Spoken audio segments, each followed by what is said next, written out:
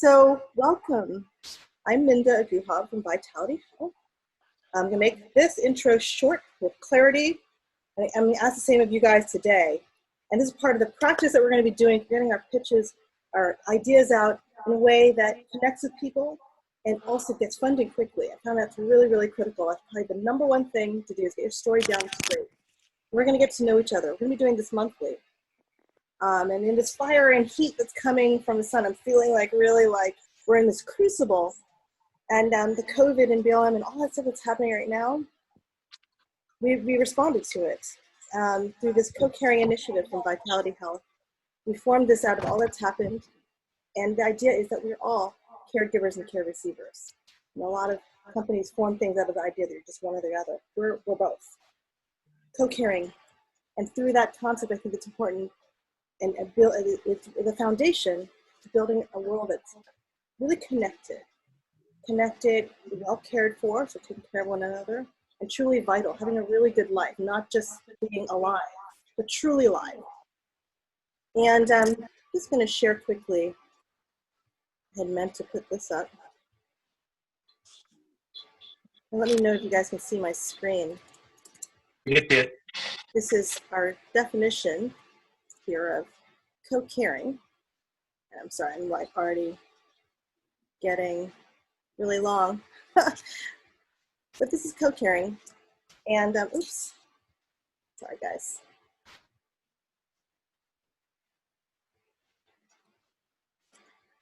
You guys see my screen? We are people coming together to care.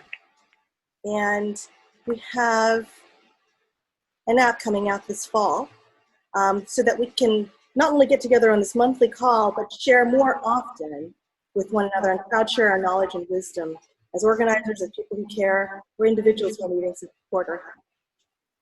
And congratulations, some of you have been with the Burning Man, we're on the pulling apps, pretty cool. And I think we've been successful in building. Hey Minda, you just got super echoing. Yeah, sorry about that. You guys mute yourselves. I'll mute everyone. There's a lot of echo. Okay, everybody. Okay.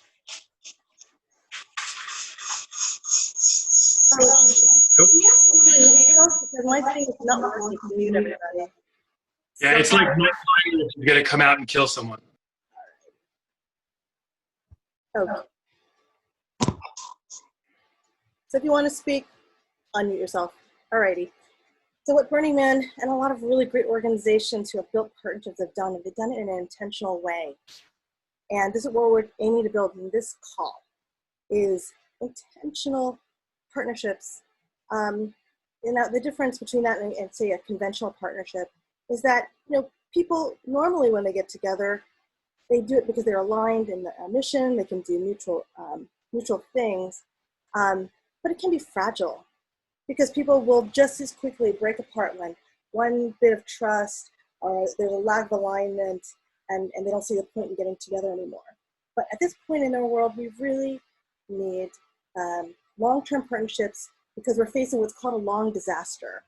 That's actually a concept you can look up at longdisaster.org, where this entire paper and thought around this new situation we're in. And so intentional partnerships can take us places that a conventional fragile partnership can't go. On this graph, you see there's movement that can be created with an intentional way of working together that can become global. And what's key to it is earning and building trust and aligning our agendas in an intentional way to become what we call a co-caring practice partnership. It's a practice, kind of like you do yoga. We have a practice by getting together and intentionally having a long-term mutually beneficial collaboration, which also means being committed to getting through challenges together, whether it's with each other or in situations. So this is the space that I'm holding with you all and how this is different from a typical networking conversation. And I hope to have you guys come back again, even if just to this call. Obviously, I would love for you to join the app, but the whole point is not about just getting people hanging out. or just getting people on a call, but having us collaborate and get through challenges together. Okay. I mean, even when I got to, you'll see that my invite changed, and it changed because I had collaboration with someone who told me this event is not clear. So we can help each other in that way. He rewrote it for me. So you never know what you get out of this. Now, we're talking about funding today. Please take a moment to share about your successes and wisdom with funding. I've already started to share a little bit about that and its clarity of your story. And that is the challenge we'll take on today in sharing about our stories with one another. And after we get through the intros, however long it takes, and again, we have presenters set up. Last minute presenters, go ahead on that doc and share it. It's in chat. But please know that we'll have breakouts or optional if we want to go into deeper conversation. I want people to feel like they can leave because it's Saturday morning and an intro. I will have this recorded, so please keep in mind with what the things you say. We're going to record this and we're going to share this as well as the context. So again, it's not just all about us, it's about sharing and building this intentional partnership and community.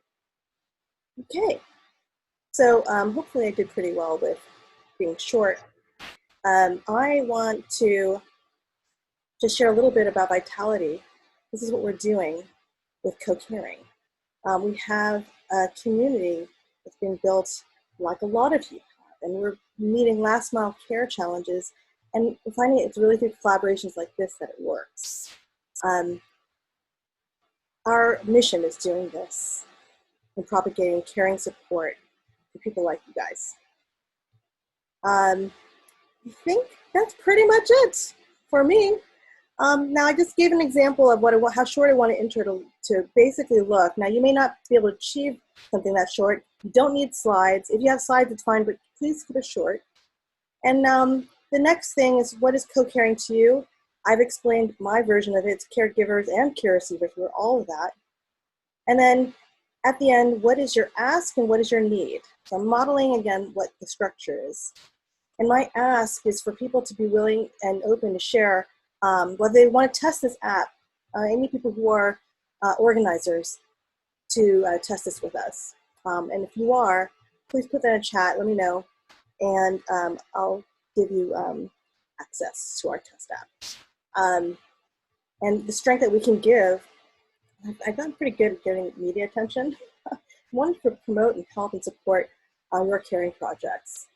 One thing we also have our apprenticeships at Vytality, all kinds of work, business development, UX design, product development, even programming, mobile development. If you have any skills like that or know people who are looking for that, send them my way, okay? My info, and I encourage you guys to use the chat feature for sharing your info, and I'll share mine in a moment. So there you go. First share just to model stuff. Now I'm going to allow you guys to unmute yourselves for the presentations. Now we're going to go in the order that is on the sheets. I'm going to put my info in chat. Keep your chat up.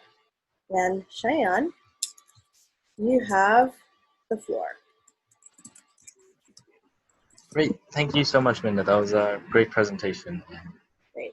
Hopefully I can lead up with that. I do have some slides. I promise to make it brief, but screen sharing seems to be disabled. Minda, would you allow us to? Yeah, all you have to do is share screen, and your slides should just pop right up. Click on your thing. Yeah, it says host disabled participant screen sharing. Oh no. Okay. Settings. I'm sorry. I think all you need to do is make him a co-host. Okay. Or you can pass host. If you can't make him a co-host, you can just pass the host and he can pass it back. Okay. Anyone know where that co-hosting button is? Sorry. I mean, maybe you could hover over my name. Okay. Or I could just say it as well. Like I could share the slides afterwards if that works. That could work. Let me just get your name up. Okay, more. Oh, wait, I just made you host. We're good. Okay, I think I figured out how to do this. Okay, there you go. Cool. Okay, I promise to pass it back. Okay, thanks. Okay. So yeah, this is basically just a quick presentation about what Reach for Help is and like what we're hoping to do with different organizations and what our want is basically. And so how we basically started is in March in response to the COVID pandemic, when there were over 190 million people around the world who were sort of locked down and they had lost their jobs. And so especially the elderly and those with special needs, like they sort of lost any way to sustain themselves and their families. So this was like a really big issue around the world at the time. And basically other organizations tried to start helping, and they use tools like group chats and spreadsheets and like often Facebook posts, and they also use like physical signs. But oftentimes like they ran into a lot of inefficiencies with respect to like logistics in terms of like tracking like how well their how effective their group chats were, and like how like tracking like their volunteers and like the people they were helping through spreadsheets. So basically we spoke to a few organizations like this, and we tried to understand like where we can start to help them. And so because we started out as like a group of 2 or 3 people from Helpful Engineering, which is like this coalition of online volunteers, most of us were like tech heads. So we started with this platform that we could basically create. We would automate and simplify the process of keeping track of like people in need and volunteers. And so we built this open source and free tech platform. And so basically it's just a quick rundown. So basically the functionality is you can ask for help, you can create a help request, and then on the other side you would basically find people asking for help, and then you accept someone's help based on like how other people rate them, similar to how Uber does it. And then you can basically track the request progress. So a lot of organizations eventually, or prior to this, they had to like really physically painstakingly like track like each like request. It was very like centralized, but we're trying to make this a bit more automated and streamlined in that sense. And then you finish the request and grade each other, and then you just basically repeat that process. You can make requests, you can respond to requests, etc. And so basically we partner with a lot of organizations to actually get this up and running. So here's a few organizations that we worked with, especially so we built 2 things. We built like a map of mutual aid, and we also had to work with like organizations to put them on our map. So initially, before we actually built that app that I showed, we made that map. And so we like basically worked with those organizations to create like impact around the world. So the Outermont COVID-19 Foundation, they're based in Quebec, and we worked extensively with them, as well as ISIG, which is the largest youth-run volunteer organization in Eurasia. So we worked with them in Portugal and Bangladesh, where I am. And so we have like around 150 plus field volunteers across like 13 countries, and it's growing. And so our team, we started with, as I mentioned, a few coders in March, but we sort of grew into a global initiative with like people all over the world, from Canada, Bangladesh, to like Kenya and Portugal, etc. And so basically what our want is a like sort of organizational partnership. So we want to find different volunteer organizations that, you know, they support their communities. They are like on the field really making a big impact, and we want to create a platform to basically help them in helping people, and basically let them support the needy without having to deal with these manual logistics. That's what technology ends up helping a lot of people with. And so that's like partnership is probably one of our bigger ones. And at the same time, of course, the inevitable issue of sort of funding. So sort of basically being able to, since we are a volunteer organization, a lot of like everybody working on this project, like all 316 people here, like we are all like completely working free of charge. We're just doing this because we're passionate about like helping organizations and helping make a change in our communities. But of course, like trying to do outreach to organizations, trying to like sustain those working on the project, like you need funding. So like sort of some guidance and some resources into reaching out for funding, sort of making like a legitimate funding pitch, stuff like that. That's also going to be extremely helpful for us, and hopefully some people here can provide some insight into that. And yeah, so if you're also a community, if you like doing volunteerism and helping people in your community, you're also very free to sign up, and free to also tell other people to do so as well. We're sort of like growing a user base through organizations and individuals as well. And yeah, that's pretty much it. Hopefully I didn't go too much out of my time limit, but yeah, thanks everybody for listening. just want to point out again, we're going to use the chat for just people to put their thoughts and questions as people present. Peaches got really enthusiastic response to you, Shan. So you might want to just check in together. Again, we have the sign-in sheet so people can get in contact with one another. All right. So Let me find you in the. There you are. okay, can you guys hear me? Okay. All right. So I think is there any other? Yes, that was Shay on Peaches. I think there isn't any questions or clarity that needs to happen with Shan's presentation. Shine, by the way, who are the people you're specifically targeting? That's my question. In helping. So targeting, we're looking for like volunteer organizations, as I mentioned, but also like using volunteer organizations and their reach to find like people in need. So especially people in like underdeveloped communities and sort of trying to understand like their needs and basically just doing outreach to them as well. So volunteers as well as people in need. Okay, wonderful. And with respect to funding, it's sort of more so like in the donor space because we are nonprofit, we are open source, so stuff like that. Okay. Have you guys found any success at all so far with getting funding? Sam? Oh, sorry. Yeah. We have been, we're currently in the process of like reaching out to a few organizations. Nothing yet like concrete yet, but we're still in the process of getting that done. Okay, I'm just going to give you quick feedback. I think it should be much more clear about who you're specifically targeting.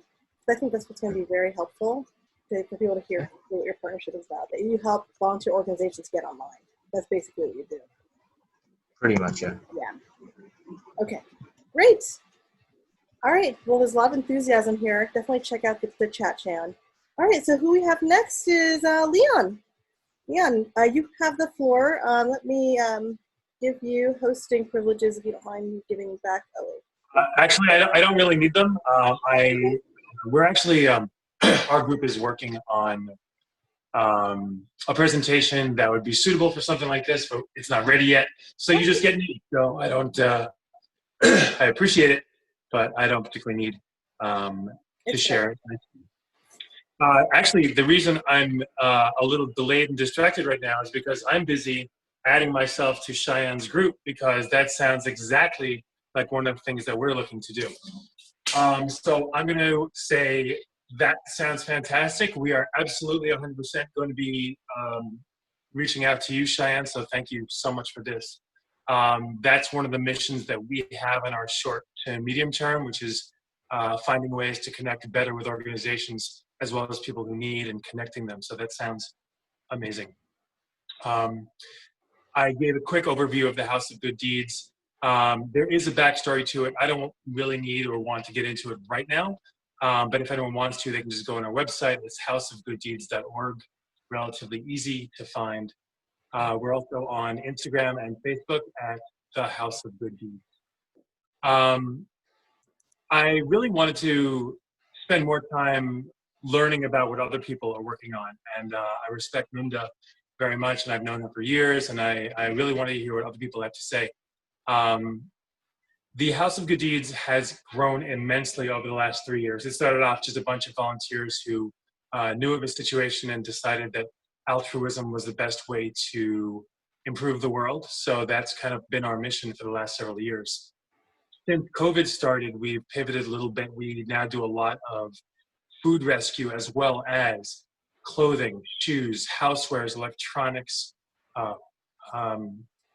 Pretty much our goal is to help encourage people not to throw things out and instead to reuse, recycle, upcycle as many things as possible. And because we have a bunch of volunteers, because we have a bunch of pretty well-connected people, we also have people willing to spend their time driving and connecting people. We have 3 vehicles that we drive around. We have a minivan, we have a cargo van, and we have a 24-foot school bus. So we're actually able to not just talk about connecting people, but physically to pick things up, transfer them. We now have, it used to be a once in a while, then it was quarterly, and as of this month, it is now a monthly event, the Good Deeds Giveaway, where we collect year-round all these items, and we give everything that we can away for free to people in the community. We sort of set up almost like a thrift shop or garage sale, but everything is free. And we're starting to really get a lot of notoriety in the good way for a change, which is new for me. I'm learning about this. I guess it's called fame. It's weird. But people are starting to learn who we are and what we're doing, and we're getting our names mentioned among the Habitat for Humanities and the Goodwills and the other organizations that people reach out to. We are partnered with New York City as Donate NYC. If you dial 311 and you say, hey, where can I donate stuff, you get sent to us. Last year alone, we saved and gave away for free over 18,000 pounds of items, whether it's big things, little things, doesn't matter. We are just a machine saving things from waste. There's a lot that we do. Our mission, we are a 501c3. Our mission, as I mentioned, is to improve the world and build community through altruism, helping people every day. But it's such a broad aegis, it's such a broad umbrella that we've realized that we can sponsor as financial sponsors anyone that has any kind of altruistic bent to them but needs a fiscal sponsorship. I think that's one of the ways we can most effectively help other organizations. And we are overflowing with, we have massive storage units that are just overflowing with things that we don't want. We want to give them away. So our asks right now are anyone in the New York City area that is willing to volunteer, anyone in the New York City area that has access to storage, and anyone in the New York City area that has experience with grant writing and can give us some insight. Actually, the last one doesn't even need to be in New York City, it could be anywhere. And the last thing that we're going to focus on, which I think perhaps the people on this call could help, is we're looking to expand. We're at the point where we're 3 years old, we're in good financial situation, we're in a good position to grow. And we've spoken to people in Berlin and Budapest and possibly San Francisco, Toronto, Austin, all of whom, to one degree or another, are pretty serious about opening houses of good deeds in their cities. And it's relatively straightforward, relatively easy. We would like to streamline a few more things, but by the end of this year, I think we'll be ready to partner with other organizations and other individuals that really like the idea of helping others and encouraging altruism, because we think it's a pretty good idea and we hope that others do too. That's it. Awesome. You're very clear, Leon. I just want to suggest that you have some very specific asks like grant writing, fiscal sponsorship. Please put that into the spreadsheet. If there's anything else, I just put it in for you. Do that, because I'm actually going through with my team and looking at people's needs and asks, and we're actually coordinating people. So we're doing that off the call. Again, this is how our call will be a little bit different. We're really intentionally pulling people together. And I think I know some people might be able to help, Leon. Anything else? I'm looking in the chat here. Peaches would love to work with you as a fiscal sponsor. So I think that'd probably be a good breakout room that we could topic. So make sure to raise that at the end. And Rose wants to know if you're using technology to keep track of donations and needs, like Reach for Help. Yeah, I was going to go over to the chat, but there's 20 chats there, and I don't even have time to focus on 2 things at once, let alone 20. So Okay, the technology we're using right now is, since I'm the one doing most of the physical pickups, I mean, this has become my full-time, it's always been my full-time passion. And it's pretty much become my full-time job. I mean, I'm also an attorney and I'm a real estate broker, but I don't really do those things anymore, much if at all. I really every day coordinate pickups at least 3 or 4 days a week and drop them into our storage or give them directly away. So our high-tech way of organizing these things is I have a notebook that I write in. Every time I do a pickup, I describe what we pick up. And then every time we do giveaways, we try to keep track of the rough number of things and type of things. So if we give away X pounds of food or 20 bags or pounds of clothing. We try to organize things by pounds. Everything is in pretty much a spreadsheet, just a straight up Excel spreadsheet. We do have for the first time a couple of interns who are unpaid, unfortunately, but then again, so are we. And oh, Leon, you're frozen. Okay. Well, you guys, we're going to have a really good set of breakouts after this. And I'm going to share with some more for our, as well as for people who would be willing to give us money. So we are working on that. That's a priority. But as of right now, we don't have any tech. Leon, we lost you for a moment there, but just be aware there's a lot of really great tech people in our communities on this call. So imagine people from San Francisco know tech people. That's amazing. Okay, we're going to thank you, Leon. And I think we have a breakout session showing up for there. Chris David, you have the floor. I'm going to give you hosting right now. Oh, it's Chris first David. of all, I want to, first I want to say, Chris is here. oh, Chris David, you by all means, you go first. Thanks a lot. Host disabled attendee screen sharing. Oh no, hold on, sorry. You the other Chris, the host. Oh no. I have to go to the other Chris, god damn it. And I really need help with this shit. Sorry, excuse my You're doing great. You're doing great. Thank you for this, by the way. Thank you guys. Aw. I just admitted somebody to the room in my temporary reign as host. Thank you. Can you give the hosting back to me, Chris? Do you know how to do that? Just click on my name that's on the thing, and then actually send it to Chris David. so I hit Hit Chris David's name, and then you'll see a thing pop up. You have to click over where the microphones and stuff are, and you'll see the blue button says more, and then click on more, and it'll give you the opportunity to do that. okay. Chris David, make host. Yeah. I think I did it. Okay. Yeah. Sorry about that. All right. Can everybody see this? Yes. All right. Hey, folks. I'm Chris. Arcade City is a project I started in 2016. I had the idea for it while driving full-time for Uber in Boston in 2015 because 20% of my customers liked my service enough that they asked how they could request me again. And it's actually against Uber and Lyft's terms of service for you as a driver to exchange contact information with a rider and connect peer-to-peer for rides. To me, that put the lie to the whole be your own boss thing that attracted me to Uber in the first place, because if I am truly my own boss, I should have the freedom to build up my own recurring customer base no one can take away from me. So that got me exploring alternatives, and I'll talk about some of the lessons we've learned. But just quick problem solution here. The problem generally, and in California, you all are pretty familiar with this, I think. Rideshare drivers and other gig economy workers have been exploited for years. They are controlled like employees, but denied the benefits of employees. They are told to be your own boss, but they cannot set their own rates, cannot choose their riders, and cannot build their own customer bases independent of the platform. They are 100% dependent on their parent company with almost no other options.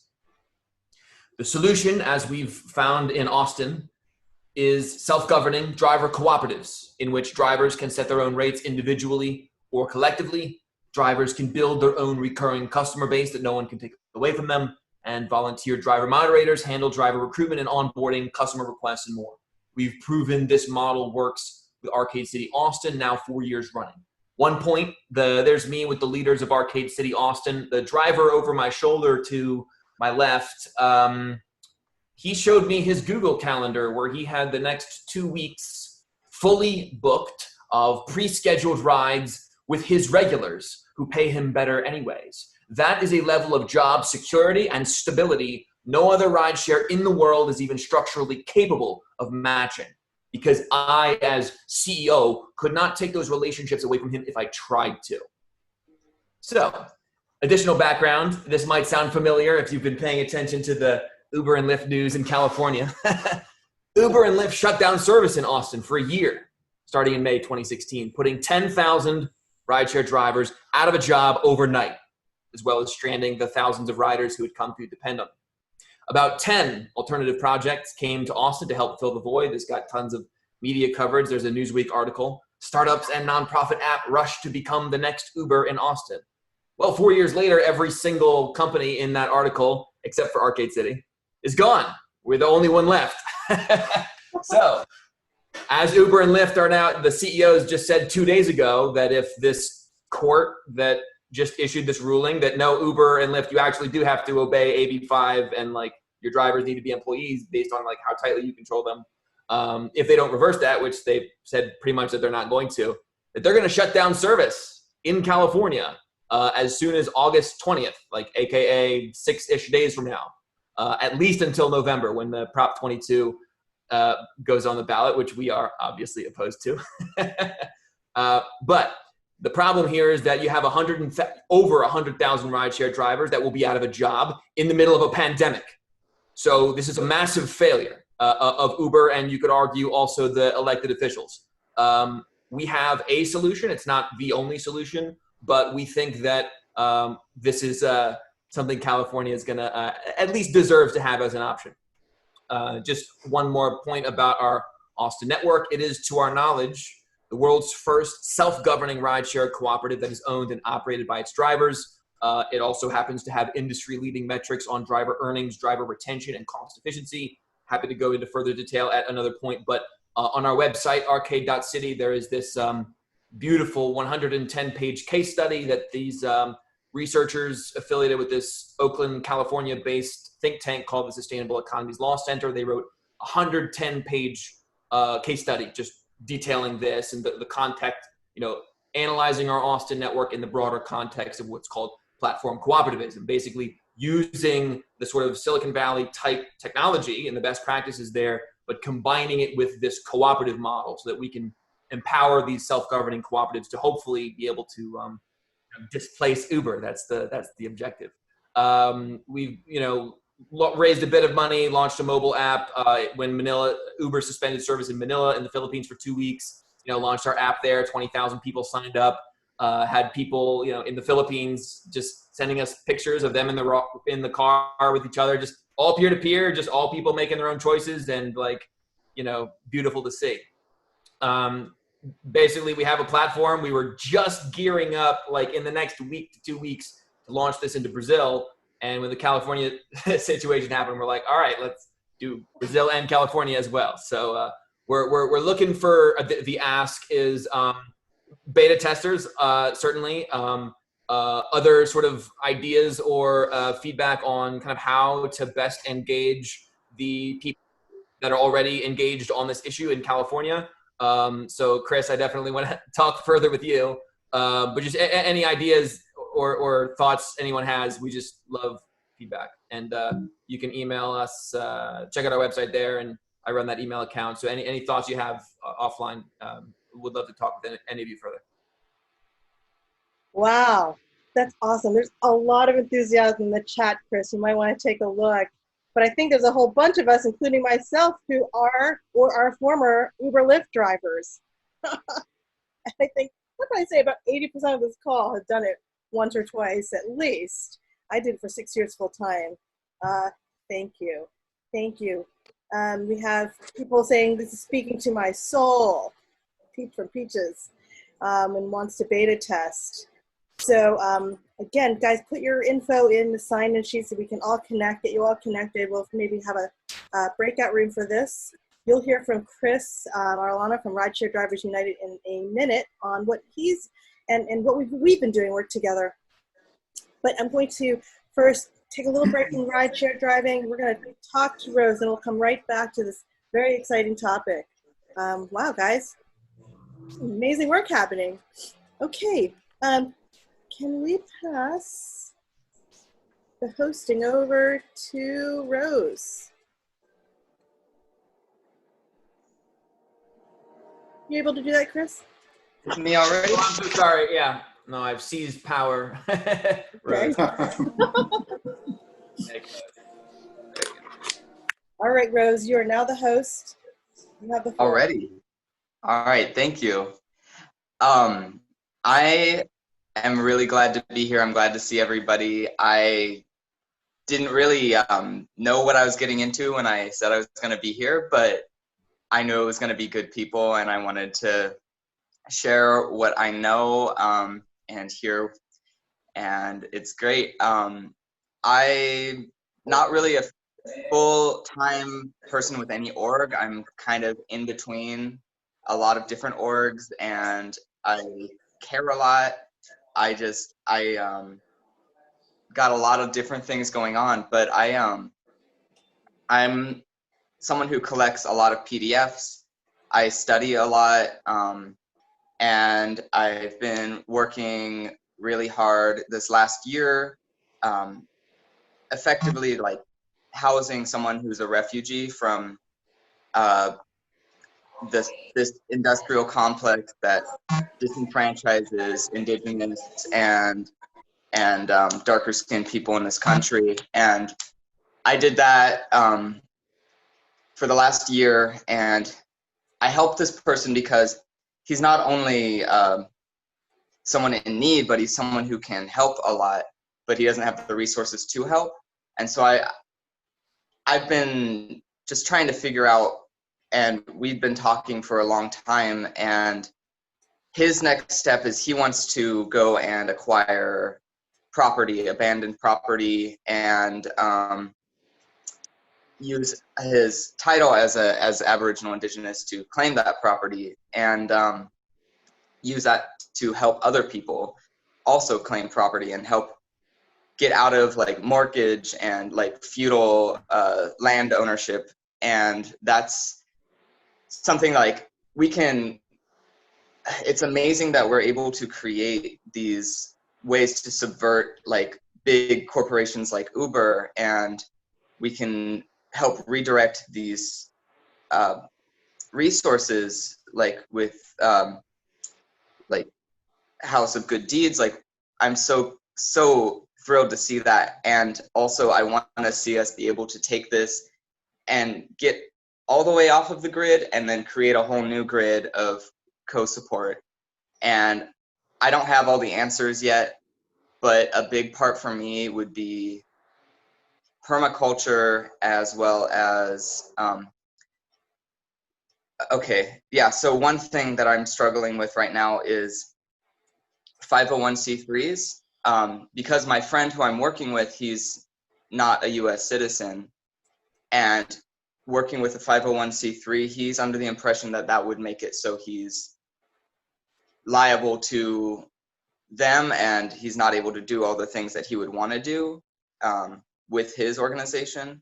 So I'm sort of like wondering if there's alternatives to 501c3s, and I'm also just like,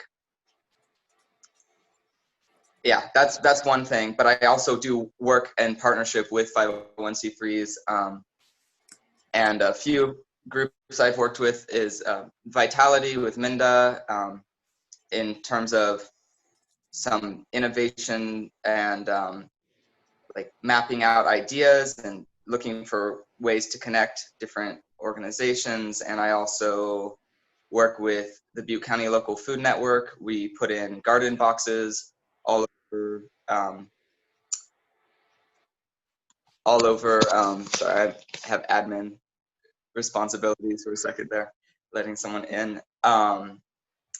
We've been doing like garden boxes and helping people get more food security by growing their own food, teaching people gardening practices. And then also, I'm in SoCal right now, and that's the home base of Cali 303, who is, I had connected with Minda quite a few months ago, but what Cali 303 does is it's like you put in time to get time back, and it's sort of a very freely organized timeshare within artists and activists. And I work with the Heart team there, and we create like content. Each of us has our own brand, but we kind of rotate and will help each other with each brand as we go. And I feel like so many of the resources and the technology that we've created, like Cheyenne with Reach for Help, that sounded exactly like something that we would need to help organize all of our volunteers and ask for volunteers. And it's just like, it's thrilling to see these pieces kind of fall into place. And I'm looking forward to seeing them fall into place more as we go. And yeah, I'm also here. My friend Connie jumped on, but she hasn't filled out the form yet. But she's a friend that I'm working with in terms of acquiring land and working with land patents. And it's kind of all over the place, but basically I'm connecting artists and gardeners and musicians and Arduino techie engineers, like hackers, and I don't have enough time to do all those things, so I do kind of a little bit at a time, but I'm really looking for something to put my full time and energy into, something that I can, maybe I need to start off as more of an apprentice for, but also like, I do have some skills. I have a cost schedule of my skills, and that's all like suggested donation, but I would love to share that. Because I've done a lot of things. Won a lot. Thank you. So you're our first individual sharing our ideas, and I want to encourage everyone who's here. You can also do that, but it's really helpful to be clear right from the beginning what your strengths are. And one thing I want to say about Rose is this is a person who can pull a lot of different kinds of connections together, as you can see, because you've got a lot of things to connect. So definitely fill out that spreadsheet under the volunteers tab. And any of you who want to share a little bit about yourselves, please put that down. I'm now going to start calling time. I'll try to be a little bit looser with the first people who go. But I'm going to start putting down the hammer a little bit. So just giving you a little warning. But thank you so much, Rose, for being the first individual to go. And that's awesome. I think what has been great is we've been using your work with Cali 303 as people who could be doing really great work on UX and even on the app and our advertising with us. So we're doing a lot of experiments with Rose. Alrighty, so we're now going to move back to the rideshare conversation. And again, I'm going to ask people to be more succinct and brief. Chris Arnello is next. Rose, can you give hosting privileges over to Chris Arellano? Rose, you don't have to. Can I just talk? Yeah, go ahead. Okay. My name's Chris Arellano, and I'm I'm a Lyft driver for several years, and the last year I've been working as a volunteer organizer, then a part-time paid organizer for Rideshare Drivers United. It's less than 100 days before a big election day on Proposition 22. So, I'm pretty consumed by that. My goal for today is, and I'll try to be brief, was to simply come across new people with new ideas and new ways of looking at issues. And bingo, I'm very appreciative to be here. I've heard some things that sound like tremendous ideas. The funding in particular, we're always looking for new sources of money. I don't think Rideshare United, as a statewide goal, a statewide organization, has much more than I have in my wallet right now.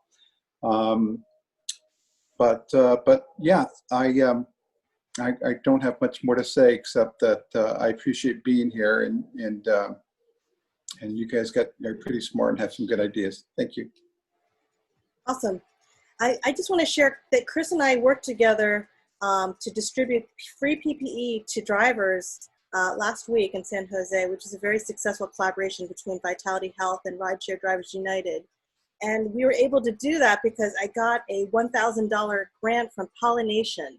I'm going to give you guys a set of links and kind of some clarity on how to get these grants going at the end of this, our presentations. But that was really successful. And I think I have a lot of thinking about how we make successful partnerships, as you can see, but also around successful funding, co-funding.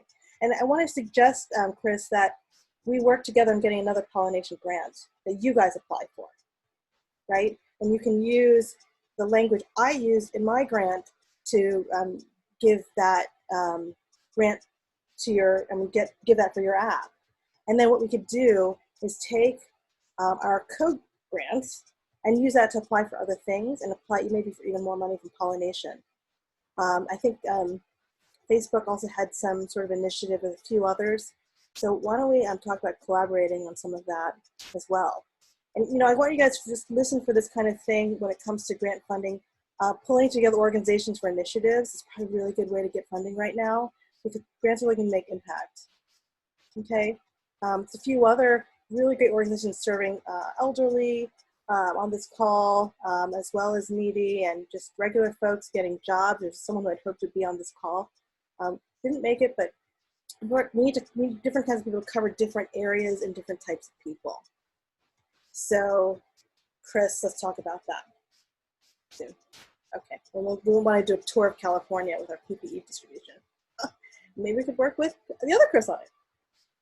All right, so Glenn, do you want to introduce yourself? Hey, Minda. Hi. Before you move on real quick, was there a specific ask? Did I miss it from Chris? Did I miss the ask or?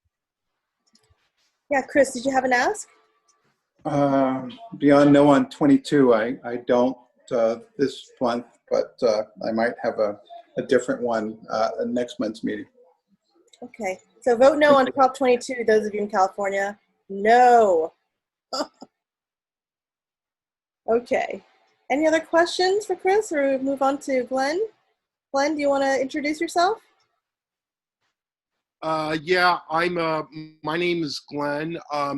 During the week, I work for a public accounting firm, do the usual accounting stuff, and I'm also a veteran burner. I've camped I've been to Burning Man 5 times, camping all 5 times with New York Dangerous, which was co-founded by Leon Feingold, and which Minda has also camped with a couple of times as well. I'm also involved in the House of Good Deeds, mostly serving as its accountant and CFO. Glenn, just going to jump in here. Minda is one of the 3 co-founders of New York Dangerous. Yes, that's true. Yeah, and I also am looking forward to since the coronavirus, I've spent most of my free time at home in my room, and I'm looking forward to getting out a bit more, albeit with the social distancing and face masks and other restrictions that exist. But I'm looking forward to in the next 2 weekends with the latest giveaway of free stuff with the House of Good Deeds at the Judson Church. So Glenn, anything that you want to offer or ask for? No, not really. I just want to say that I enjoyed listening to the presentations given so far, and hopefully I won't be cut off from my internet connectivity. Well, Glenn, I'm just curious because you're an accountant. Do you do any in-kind or help with accounting? Because I know a few people who've got organizations working on helping people with that kind of work. Well, I'm not a partner in my accounting firm, so I mean. No, your skills are very valuable. Yeah. as an individual on your own? I don't know if you're able to do that outside of your firm, but Not really. I mean, I do handle the accounting work for our for New York Dangerous and the House of Good Deeds for free as a volunteer effort, but that's as much time as I have for. gotcha. Okay. Well, I'm just putting it out there. If you know people or if you have connections in organizations where people are accountants that you have privy to, Glenn, that would be really helpful. Yeah. So, you know, at some point, if you just come across an organization or whatever that has people doing that, please. It's a huge need. All right. Well, really cool to have an accountant on the call, Glenn. Thank you. We're going to move on to Stella. Stella, you want to share? And let me know if you need hosting privileges for slides. No, I'll just talk. I met Ninda when we were building at Burning Man, Temple Guardian's home. And it was one of those experiences. It was hard, but as I look back on it, I'm really glad that I got to have it. And also, I've been camping with Zendo, and I work as a psychotherapist in a nonprofit. It's pretty much the, still the mainstream model where I work with an agency. And I just have this sort of dream that's like really, really huge of like decommodifying medicine and like justice and everything. But so I have to like figure out where I can actually start with an idea like that. And the thing that's hugely different than my work as a psychotherapist and what I get to do at Burning Man with like Zendo and the Temple Guardians to a certain extent, if somebody walks into either one of those places and they're distressed and they ask for support, they can get it. But I've worked in places like the emergency room in Grass Valley, and I worked in Sonoma, Marin, a lot of places with homeless people and stuff. And there's this real scarcity of mental health services, and there's also with COVID-19, there's like mental health crisis. And I have this idea, like when I first came to the Bay Area in the 90s, I was doing these expressive art therapy things like at Mount Madonna Yoga Center and stuff. And it led me to go on to get all my credentialing and stuff. And I went to CIIS. But there was one particular thing that I learned like early on, that these counseling triads were done by Natalie Rogers in this yoga center. And she would basically just start out teaching people about good listening skills and how to be person-centered. And this is kind of approach to psychotherapy where you don't need to diagnose people. You can kind of learn it pretty quick if you just have good intentions. And and then just she would get people into groups of 3 and use art materials. And so I'm just trying to put together how could there be more of like a peer counseling, sort of what I'm hearing with the Uber model, like that's what psychotherapists get to do, like build up a clientele, but how could this be opened up more to, a more peer support model? And also with the Temple Guardians now, we're doing virtual temple. So I don't know, this idea is just sort of not fully formed. So I'm sorry, like, but I'm working on it. I wrote a thing up and shared it on the documents for Spark. Stella, what I find very interesting what you're talking about is you're opening up kind of the veil of mental health business, right? And you guys need to get customers just like anybody else, right? I mean, in that way, it's sort of similar to Uber. It's really interesting. I've been hearing this a lot. Yeah. I mean, I actually personally have all the clients that I, can balance my self-care with right now with the agency that I'm just working with. But I have this bigger idea of like, how could we do something? And I'm starting to think, what if like we did it in virtual reality and like had a virtual sand tray and like a shelf full of sand tray toys that are like, if I did it with Burning Man, like art that was at Burning Man, and then you could get together. Well, So, Stella, I think this is a really great topic for a breakout. There's a lot of really cool ideas in there. We've been talking about this for a while. Some mental health people, I'm very interested. I have some similar thoughts around what you're talking about. So, you know what? Again, go back into your spreadsheets, guys. Put in more details, because sometimes when you talk, you get more ideas that you realizing that you need to share. So let's do breakouts. But again, I'm going to be going over some of these sheets, and some other my team will too, to connect you guys. But still, I have some people I think for you to chat with. Thank you. Okay. All right.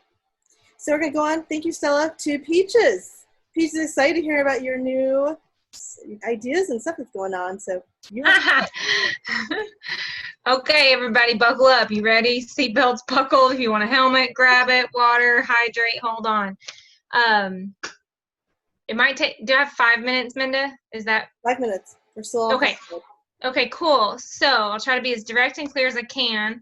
I know Minda through Burners Without Borders and the dual crisis, basically the long disaster type thing. I've been told I'm the poster child for the dual crisis, long disaster situation, because I've been going to Burning Man since 2012. I'm very active. I have a theme camp. I volunteer, get my ticket through staff with Arctica. I donate and help with other art projects. I do more than a lot of people are like, you're fucking crazy. Well, great. Yes, I'm aware. Next. It works for me, right? It's this thing I just learned about, this thing called Refuse to Choose by this lady named Barbara something. I can't think of the last name, but I'm gonna read that book because that sounds like me. I don't do well pigeonholed in one little hole. So working with Burners Without Borders, I'm the Burners Without Borders of Georgia. So I'm in Northwest Georgia, down in the South. You can't tell. And I've been doing a lot of various things with Burners Without Borders Georgia. I've been helping out with Maine Burners Without Borders. I participated heavily in the summit, and then I became the poster child for this dual crisis situation because right at the beginning of everything, I'm not the first person in the country probably, but with our network working towards the summit, the spring summit for BWB this year, we had tornadoes rip through like just miles from where I live. We were fine. But people I worked with, I'm an independent catastrophe adjuster, so I do disaster relief. I have a lot of big visions. I have a background in horticulture. I've been a flight attendant, bartender, service industry, all this stuff. I'm legal observer with the ACLU of Georgia, got that done. Varied background, multi-talented, very focused. I achieve my dreams. I'm very into permaculture. So I have a big vision, which I'll tell you about soon. That's kind of the background of who I am and how I got here. And I've been working with Footprint Project. For those of you, maybe you've heard of it, maybe you haven't, but it's a Build Back Greener initiative for disaster relief. They've been helping with the COVID clinics in Matamoros. I'm very connected with them, and I've been helping them store solar panels and move solar trailers, and that's something I want to help more with. So the project that I'm working on is creating a nonprofit to further the BWB Georgia initiative, but that is my nonprofit so that it will go with me when I no longer am the BWB Georgia co-lead. That may be a long time from now, and it may be next year, and it may be next month, but so that will carry on. So I'm still in the very beginning phases of that. I have my own LLC, my own independent adjuster. I'm the person who writes the estimates when your pipes break, and handles your shit for you, literally sometimes. However, my life dream, I currently live in a little tiny house in a place called Resaca. It's a house that my grandfather and great-grandfather built. My mom bought it. I helped take care of my grandmother till she passed in 2017. My mom bought it. I've been paying for it and renovating it. I have the opportunity right now, so this is where I really need you to pay attention. That's about me and where I've been. This is about me and where I'm going. I'm taking Burners Without Borders Georgia with me. But essentially, I need a few things. But the dream is it's a 22-acre property with a home, with an outbuilding, with an 1.5 acre spring-fed pond, with the bones of an old greenhouse. I'm going to do a land stewardship conservancy model, all permaculture based, small intensive micro-organic farm, indoor-outdoor yoga, meditation space, garden to table, all off-grid, wood-fired kitchen. We'll spend fire. There's like a depressed area that is going to work out really great. It's already a natural amphitheater for just small intimate gatherings, small live music, things like that. I already compost. I'm involved with ply-wide compost. I compost here at home. I'm set up with the Make Soil projects. I want to continue that. I'm going to also do a precious plastic. If anybody's heard of it, raise your hand. We're going to do a collection. Yeah, I know. Sounds like a lot of people on this call, Connie, for sure. So everybody, y'all have pinged me so much. I definitely signed up for Lyft because I was like, oh, they care. They wear mustaches. They want to be my friend more than Uber. I'm more into that. I'm super into the Austin-based model, especially here in a more rural area. It's so frustrating because everybody wants it and it's just not here. And it's like, well, surely we can do something about that. Chattanooga, Tennessee. I'm very close to Chattanooga, Tennessee. It's a very forward-thinking city. I've got a lot of green connections around here. I've got a lot of industry connections. They're building every day. Here's where I'm at, and I'm so sorry if I go over, Minda. On Friday, the 21st, and this is extended family, so they're going to gift me equity. If anybody knows what that means, my real estate people probably do. It's the gifted equity deal. Because I'm going in with hopefully just family. But I'm putting $5,000 down on an almost $450,000 property for the option to purchase this property. I live very close to this property, so I just want to like walk to my backyard and do this community. It's a resiliency hub.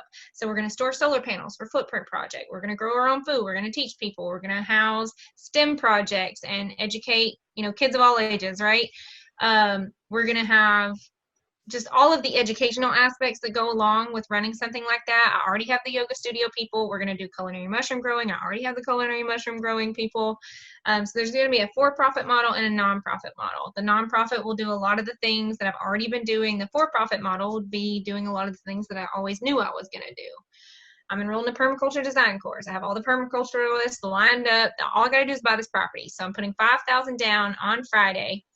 I've got to get funding. I have until September 15th to come through on the rest of it. I'm not afraid at all. I just need a little bit of help, a little bit of organization, some funds. Footprint project is we're in the works of setting up our fiscal sponsorship. So House of Good Deeds, I definitely, because like you said, you're broad. I have a dream for a disaster relief called Disaster Treasure. Because all that just goes to the landfill. It goes to waste. It's horrible. It's like people don't want to take the time. And so I want to take the treasure out of the trash when the disasters happen, and I'll have this storage area, just like you said, storage, So there's just like this hub is going to be multifunctional, disaster relief, education, resiliency, solar power, green power. If you've not watched the documentary called The Need to Grow, watch it. The Green Powerhouse, there's going to be one here. These power lines are coming down. This is 10 to 15 years from now, but I got to get it bought. That's where I'm at. So fiscal sponsorship, I'm super interested in. Like-minded partnerships to help me achieve the framework in the shortest amount of time. I have until September 15th. So I'm putting $5,000 down on Friday, the 21st. I'll lose that money if I don't come through, and that's fine because it's working out. That's where I'm at. So you got some feedback here, my dear. Leon, say it again. Advice for you in the yes. Okay. And okay. Here's what I'm hearing. I already got the purchase price. Yes, thank you. Great. Sounds like there's a lot of people in common with you here on this call. Just want to hold present that a lot of people with a lot of ideas, and then you hear the people with very focused ideas. So we're all going to, for funding, start to focus those ideas and get them really concise. You look like a heart. So at the end of this call, I'm going to walk you through a bunch of links. All right? Okay. Yes. Okay, wonderful. Let's get down to business and make some shit happen. Yeah. I'm showing up big. Yeah, it's all done already. I just got to come through, and I know I will. And I appreciate anyone's help. Excuse my French. Yeah. Wendy, thank you so much, Peaches. Mwah, thank you. So Wendy, thank you for presenting. I think you have a partner to present with, but you have the floor. And if you want slides, let me know and I can give you the hosting. I actually wanted to be a fly on the wall today. Okay. I'm hearing so many good things from so many people. My brain is kind of exploding. You know how I do, Minda.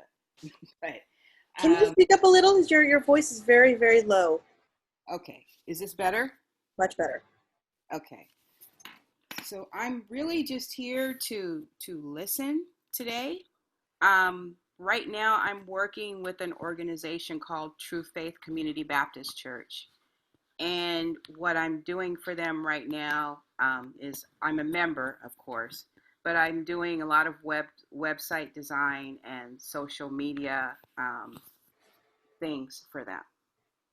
And what True Faith Community Baptist Church is doing in the city of Contra Costa County is basically being a place for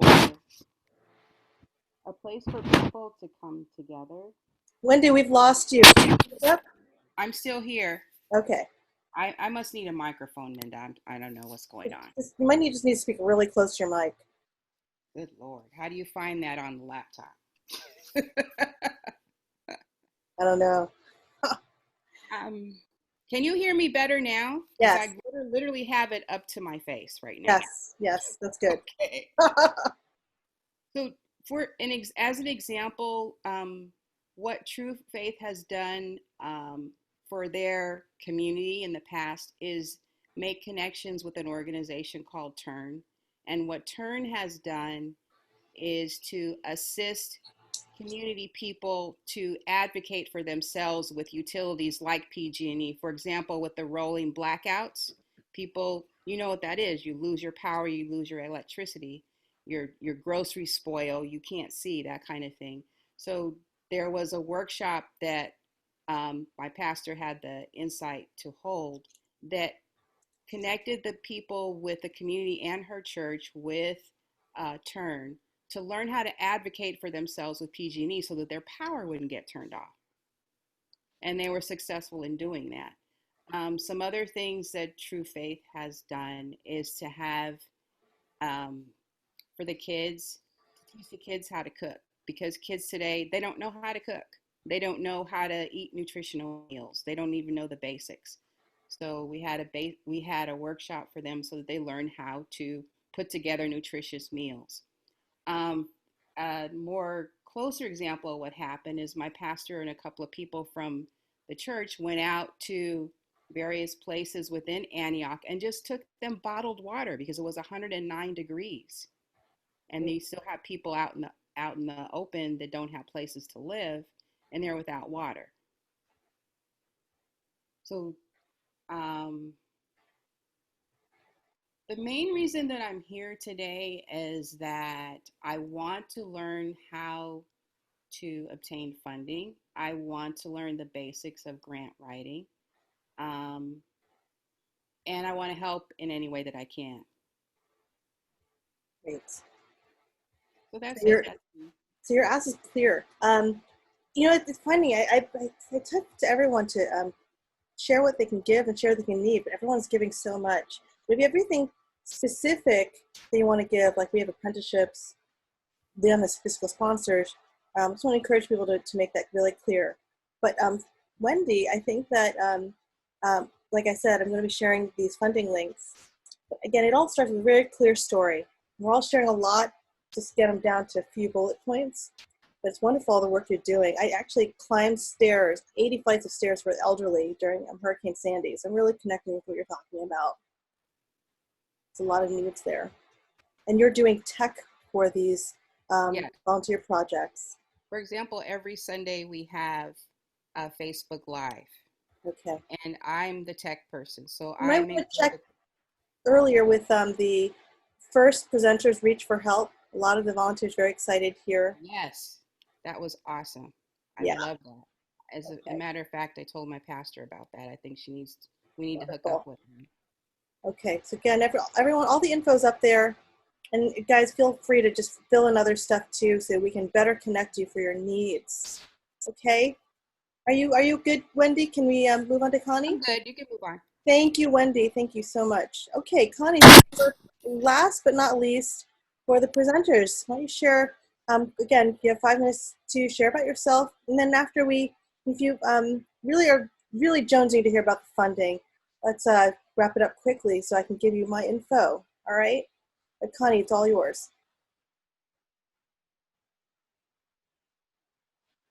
Connie?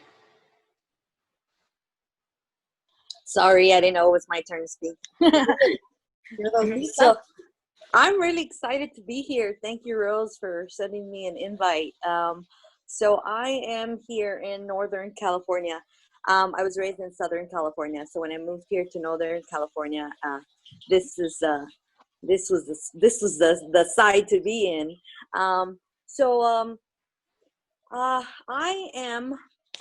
I just graduated from Butte College, so I just got my sociology, university studies degree, and social and behavioral science. My background is everywhere. I did start at hamburger stands, managed that, and then moved into retail. Then after that, I discovered the psychology field, and I fell in love with that. I was a paraprofessional and a family coach for Northern California company, and they gave me a great opportunity. They're asking me to get my BA so I can go back, but I think my main focus now is to open up my own department so that they can refer customers to me. So that's the only way for me to come back. But I've been having a dream. It first started with a community garden. I opened up a community garden, all with help of Facebook and the community here, and it was successful. But they sold the property, so my heart was broken. And after that, I became this person that nobody wants to know now. So I saved my money and I got up 2.4 acres in Modoc County. That's the only place I could afford. There's no way I could afford here in next to Chico State, or it's too much money here. But I have 2.4 acres in Modoc, and so what I'm dreaming there is I want to open up my own resource center, innovative resource center, where we teach people, we empower people, where we help them with spirituality, help to learn about themselves, the real history, and the most important to me is why I was a family coach was because I walked into a lot of families around here in Butte County, Glenn County, Tehama County, and all the homes that I walked into, because they had to, it was a home interventionist due to their children being in the spectrum. So I worked with a lot of autistic, Down syndrome, hyperactive, ADHD children, and we as parents have faults, and we don't get to really, people don't really get to point them out unless you're having an intervention family coach like me walking in and observing your home and seeing what's wrong with it. And every time I walked in their home, we realized that the main issue was nutrition. But as a nutrition, because we didn't have any degrees in nutrition, I couldn't speak up. So I could only speak on the behavioralist part, So I went back to school but I can't do a nutritionist because you need a lot of math. And that's my weakest point. So I really need nutritionist friends. I'm trying to create a community where we bring all types of majors in, because it's important to bring in all these majors, because school only allows us to take one major at a time, and it's impossible. I was able to get 3, but it took me 3 years. So next semester I enrolled into Chico State. Yay, Chico State University. I'm not going for my BA. I'm just focusing on those classes that I need.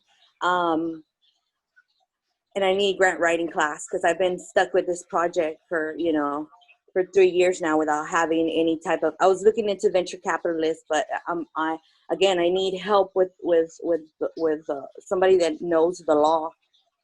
I'm reading all these books, but there's, once you're major in something, you've been studying that for a long time, and I just need to catch up with that. So hopefully by me going to this grant class to Chico State next semester, I'll be learning the fundamentals. I also hopefully everything comes together, but Butte College is also, I'm in the process of getting hired through them to be a secretary of grants. So that's, you know what I'm saying? So everything is coming together. But I don't want to stop my project, because my project is key to what's happening here. So we need to empower, we need to teach people how to eat right. We need to teach them permaculture.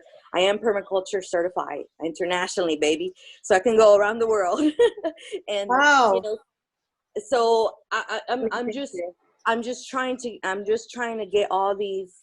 I'm trying to network, and I'm an open book. I'm not a leader in no way, Sorry to shape, cut or you form. off, Connie, but I'm going to do that. We've been very wanting to get people here really clear about funding, and you're bringing up some really great points, and I hear some really great private chats going on, breakout rooms. Let's get this going real quick. All right, do it. Here.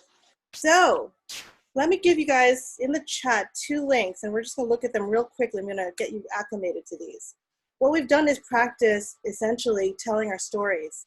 Some people are much more clear than others, and I think it's really good to just figure out how to say what you're doing in 10 words or less. In fact, we get all the individuals sharing in the next calls to get what they're about in 10 words or less. That's my new challenge I'm gonna give to you guys. I was hoping to make this call real short. But it's great. It's great to hear all of you and to have some space to share. So I'm going to give you more space to share, but take a look. I'm going to share my screen at these 2 links. One of them is really great. It's called Gusto. And it takes you through all of the available current grants that are available now by states. It's probably the most comprehensive right now thing that you will see in grants, and there's a lot. It's almost like too much, right? I have found that the clearest, best way to get yourself some funding is to focus working on that story and telling it to a lot of people. Doing a lot of grant applications can actually help you get your story clear. So don't let it stop you from writing applications, but just know the first 10 or 20 applications you write, it's going to be you hunting your story. Then you'll probably go back to the same grants and rewrite and reapply. I encourage you to do that. And maybe some of these may be really big applications. You'll know which ones you're ready for and which ones you're not. I was applying to some of them in California. So again, just go through this list. And I don't want to overwhelm you too quickly. Just know that this exists. But the other link, I think, is probably better for you all to start with. But the big ones, you guys who are already organizations, look at this Gusto list. Now, for the individuals, this other one by Alfield Reeves is by a fellow small business guy, a very talented photographer who actually put together this list, and he ranks it, categorizes it by grants. It's kind of not that updated, but some of these are still available. People who are photographers, people of color, women, artists, all of these grants specifically for those categories, and also for entrepreneurs and businesses. So you guys in the organizations, you can apply to the some of the stuff that's here, like the Salesforce Care Small Business Grant has shut down, but I think they'll probably be starting up again. Same thing with Verizon, but the Business for All grant is still open. I actually just applied for that. Some of these also take nonprofits, some of them don't. But take this list. I got my money for pollination through this list. Don't be too frustrated that it's like kind of outdated. I think there's a lot of people who are starting up funds again. Some of these things that say applications closed, some of them can actually be open again, even though it says closed because it's just this guy putting it together. Yeah, I think Freelancers Union may actually have. Yeah, see, they do have grants. They have grants open again. So I actually got this list from Burners Without Borders.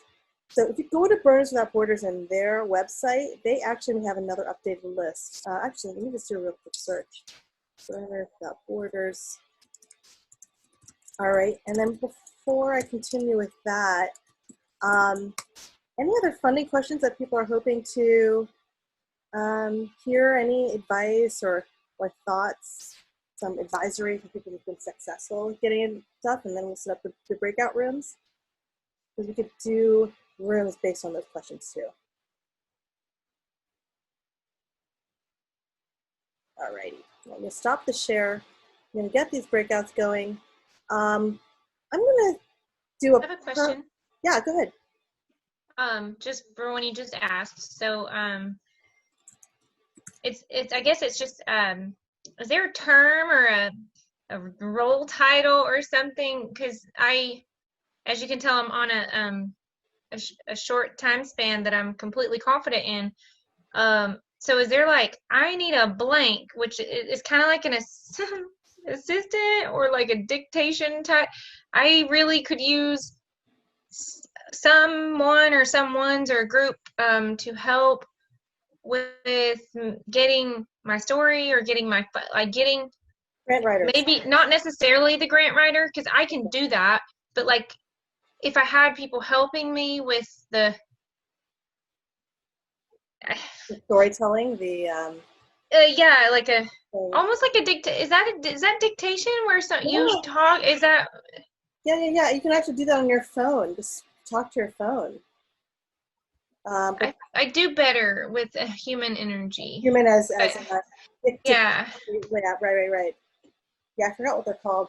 Stenographers. Stenographer? Is that what? Okay. Yeah. Okay. Looks like we got some breakout room topics. Acquiring land.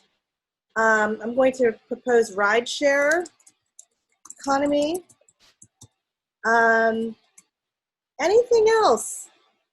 All right, well, I'm just going to have a general room here. I'm just going to sit here on this room, maybe pop in and out, just to talk about general funding questions. I'm not like, I haven't gotten big money, but I've gotten a lot of little money. So I can share with you my tips, and I'm also hoping to get advice on how to get big money. So I'll be here in this room. So this general room is the funding room. Oh, Leon, fiscal sponsorship. Do you want to make a separate room, or do you want to talk about that in the big room? I'm happy to do it in the big room. Yeah. I think it's good that we can have as many people in the room to share useful information that other people might use. I'm fine with being in the main room. Okay, so fiscal sponsorship, you guys can stay for a little bit, and then we could, you don't have to start rooms right away. But let me see, manually. Who wants to go into the acquiring land room now? Would you rather wait and talk in the general room first? I want to wait, but the acquiring land thing is, I'm literally doing it, but I really want to be part of the small and big money and fiscal sponsorship. So okay. I want to stay, but I do want to talk about other things. Okay, we do have a volunteerism room popping up. Okay, so 3 rooms: acquiring land, rideshare economy, and volunteerism. Then this general room for just finances in general. How's that sound, guys? Okay. I'm going to open up the acquiring land first. Let's see what it's acquiring land.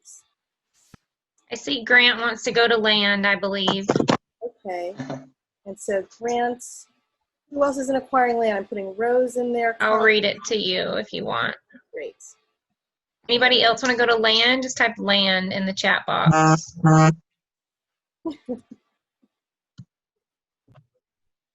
We should do it the way Burners Without Borders does it. So acquiring without land, if you want that, type land or number 1. I just type land in the chat box. Otherwise, I'm just going to stick you right in there. Alrighty. Shoot, how do I do this? Oh. You guys in your rooms? Okay. Now, who is going to be in Rideshare Economy? I'm assuming it's Chris, the two Chris's.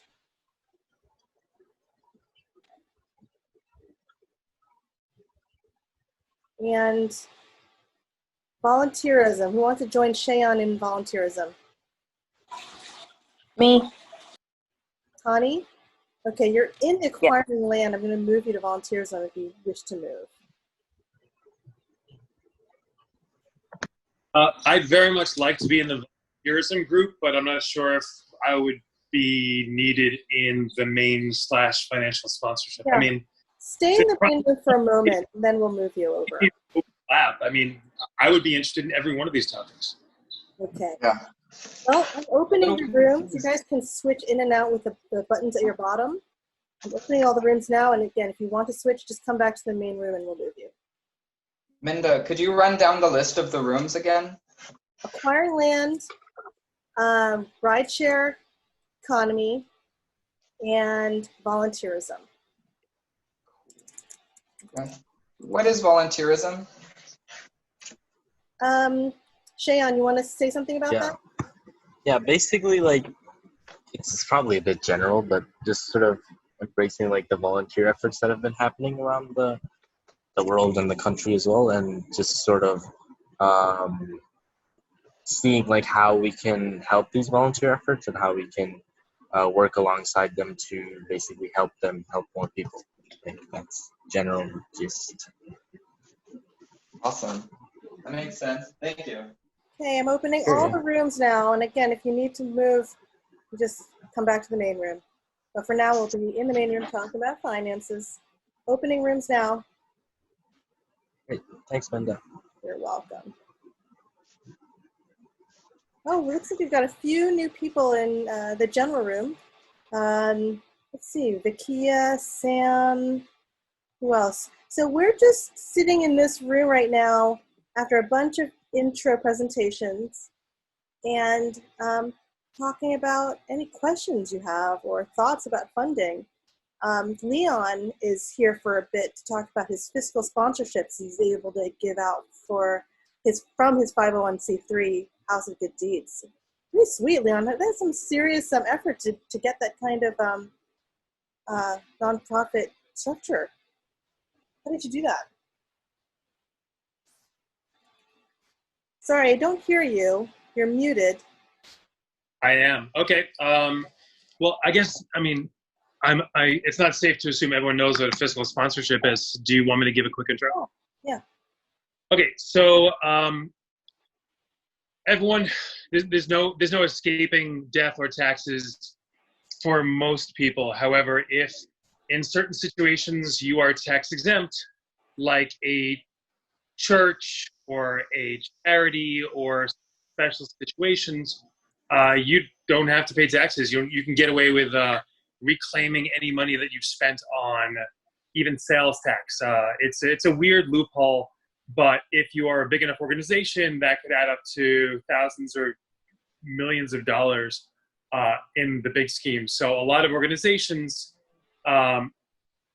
obviously save a lot of money this way. Plus, if they are tax exempt, they can accept donations, and those donations would be tax exempt for the donors, which is a big selling point for somebody who wants to run an organization that they would make people feel good about themselves. It helps to feel good if you're actually getting a financial benefit. I guess we've learned that somewhere along the way. So if you are a 501c3 like the House of Good Deeds is, you are exempt from taxation in nearly all situations. In fact, pretty much all. If you are not, if you are starting off, if you'd one day like to be a 501c3, or if you are an individual with a mission that is in alignment with an existing 501c3, you can ask them for a fiscal sponsorship. That means that as long as they give you a specific mission that is in line with their mission, they can fiscally sponsor you. They manage the money and people would donate through the organization to you, and it would be as if you would be tax exempt as if you had your own 501c3. There are some limits. I can't really go into all of them, but it is a shortcut for anyone. It took us a year and a half to get our 501c3 finally approved by the IRS, but within a day or two, we could create a fiscal sponsorship agreement, which would allow us to fiscally sponsor an individual, a corporation, a smaller project. It doesn't even need to be incorporated, although there's other issues of liability and other things. If you want to learn more about it, it's easy to do so. There's a big organization here in New York called Fractured Atlas. They sponsor any kind of artistic projects. They take a certain percentage of whatever money comes in, and the rest goes directly to the organization they're sponsoring. We basically cribbed off of their model, but we charge less, and that's what we do. As long as you are an organization with a mission that is in line with altruism, and we specifically made ours broad. So it could be pretty much anything we've talked about today, as long as it improves the world and has a component of selflessness in it. So if it's strictly a for-profit venture, then it probably wouldn't work. But if you can say with a straight face that there's an altruistic component to it, we could arguably be a fiscal sponsor and work something out. There is questions of liability and things like that, but those are important to discuss, but not for the purposes right now of what a fiscal sponsorship is. And our version of what we do is super easy. It takes 10 seconds. If you are an organization that wants to be fiscally sponsored, talk to me. I'll run it by our board. If we agree, then we can fiscally sponsor you. That's awesome. So we have a question here from Rosemary. Is 501c3 the only way to receive fiscal sponsorship? I know there are 501c4, C7, C10. To the best of my knowledge, if you are looking to be tax exempt, the only way to do so, at least certainly the fastest way to do so, is a fiscal sponsorship from an existing 501c3 or 501c anything. I don't know of any other way to become tax exempt. I don't. Because if the IRS governs it, and this is an IRS, I'm not even going to say a loophole, it's an IRS program that says these people must pay taxes, but these 501c people do not. Rose, so you have a few questions. Why don't you just pop up and ask them? Religious organization. I don't know much about the 805. We are the House of Good Deeds is technically filed as our own religion. So we are a 501c3. And what we believe in is altruism. We believe that it is our responsibility as people to improve the world through altruism. So the IRS finally said, meh, we'll take it. So as far as I know, we're on par with, like, there's Judaism, there's Buddhism, and there's altruism. I like that. That's cool. I've been talking, my friend who I was working with, he's very, very wary of becoming a 501c3, mainly because he's not a US citizen. And so he was proposing 805. I still haven't researched that deeply into it. I'm not sure if it's something that can still be done. He referenced Emmanuel Church of God in Christ out in Indiana, used to be an 805 religious organization.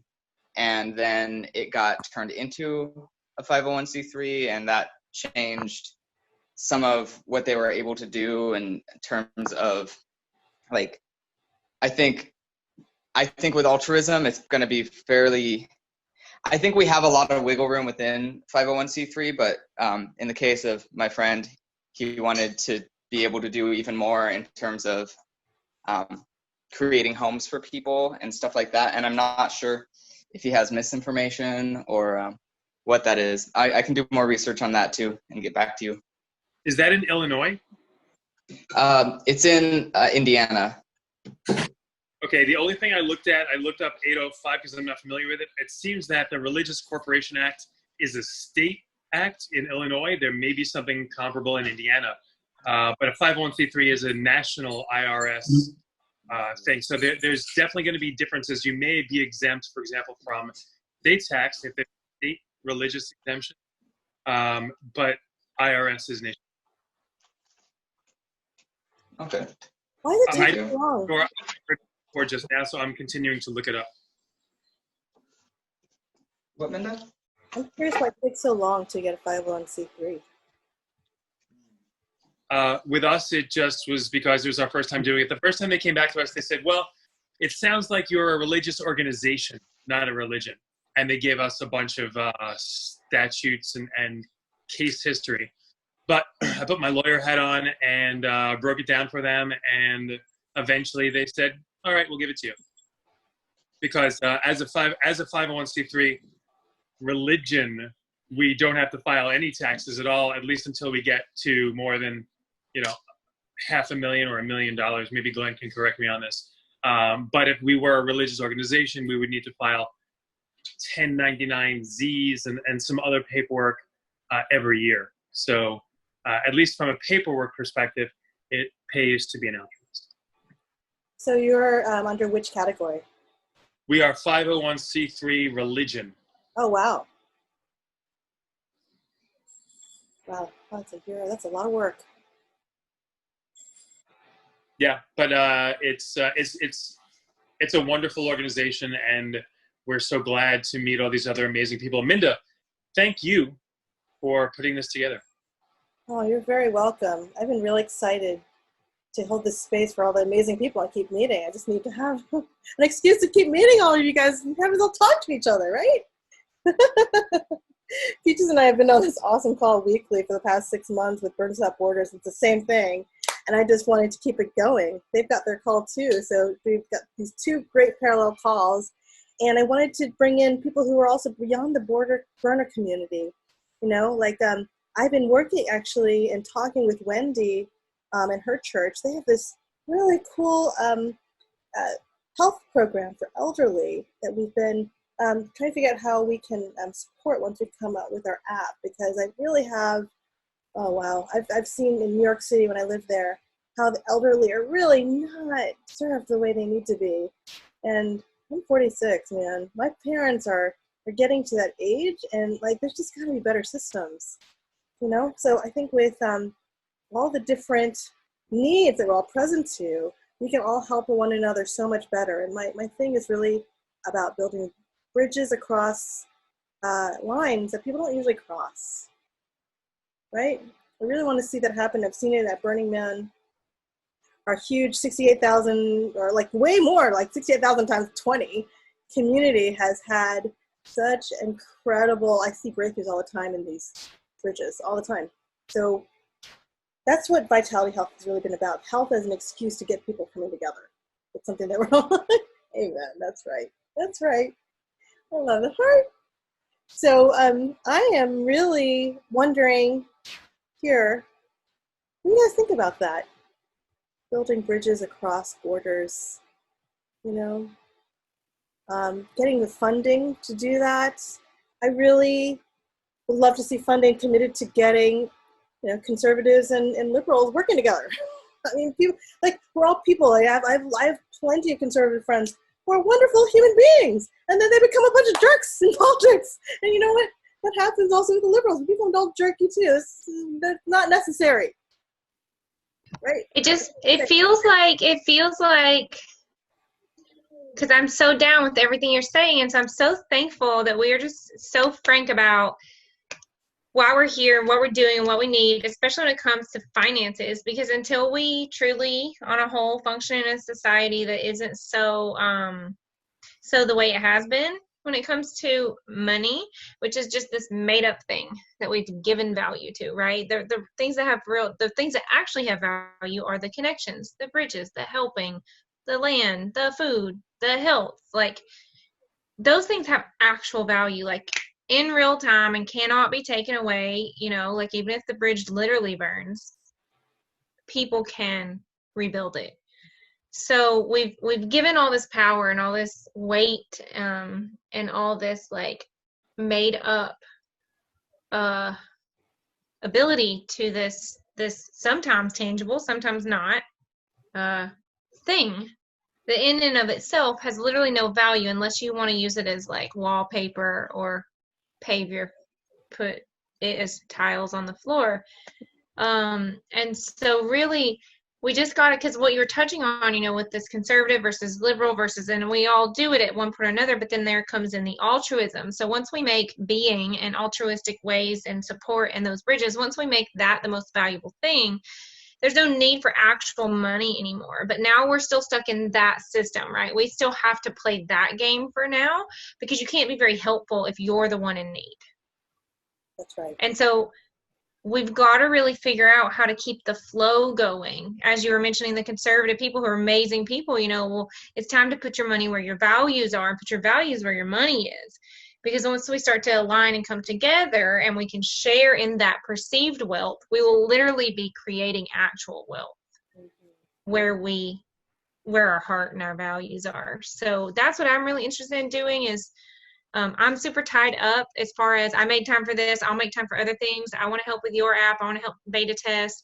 I reached out to people, but I really also want to like get that flow. Like we all know, especially if you've been to Burning Man, and it's no big deal if you haven't, but maybe you know this for other reasons in your life, but we all are very, very, very aware that there is more than enough. There's more than enough for everyone in this country and on this planet. We have a distribution problem. We have a hoarding problem. We have a greed issue. We have a few issues, but like not really any problems. We just need the solutions. And I think we are the solution people for that. So thank you for doing this.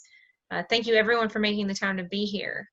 So I want to see us open the floodgates. You know, the more we open ours, the more will come to us. Also, the more we give, the more we receive. We have to be unconditional receivers so that we can give more.